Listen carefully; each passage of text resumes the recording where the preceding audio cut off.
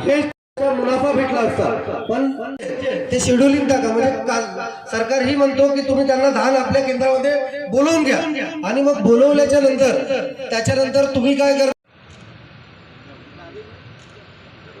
तुम्ही देऊ शकल्या नाही तर तुम्ही आपला जो ऑफिस आहे तो बंद करा आणि इथून चालले जा, नाहीतर मग त्याला कोण ठोकल सगळे शेतकरी ताला ठोकतील, लक्षात ठेवा. हॅलो सर, आपल्याला लिमिट ही शासनाकडून येत असते. आमची जिल्हा उत्पादन कार्यालय ही फक्त अभिकर्ता संस्था आहे. शासनाकडून लिमिट आली तरच आम्ही संस्थेला पुढे.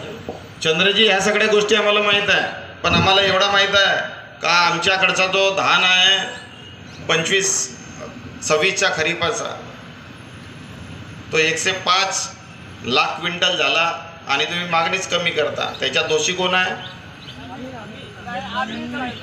याच्यामध्ये दोषी तुम्ही आहात. तुम्ही रिस्पॉन्सिबिलिटी घ्यायला पाहिजे आणि खरे आकडे तुम्ही सरकारला द्यायला पाहिजे. सरकार जेव्हा म्हणते का आखरी दाण्यापर्यंत घेऊ आणि तुम्ही तिकडे बरोबर तुम्ही लिमिट नाही देत, थोडी भिकाऱ्यासारखी थोडी वाढवता आणि त्याच्यामध्ये काय काय करता मला पूर्ण माहीत आहे. कोणाला देता कोणाला नाही देत, कसं देता सगळं हे ती गोष्टी करायच्या नाहीत मला. कारण तुम्ही झटकू नका आपली जिम्मेदारी. आमची विनंती आहे आपणास का गव्हर्नमेंट देईल तर आम्ही करून, हे काय बरोबर नाही बा.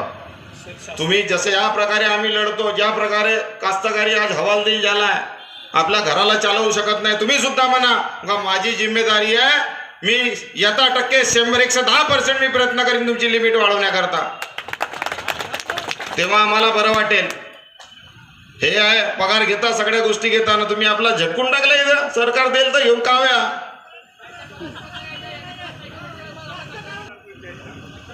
येणाऱ्या काळामध्ये हे आंदोलन वाढणार आहे आणि त्याची आज तुमच्या ऑफिसला झाल्या नाही पाहिजे, तुमच्या नोकरीनं नाही पाहिजे, लक्षात ठेवा. मी तुम्हाला विनंती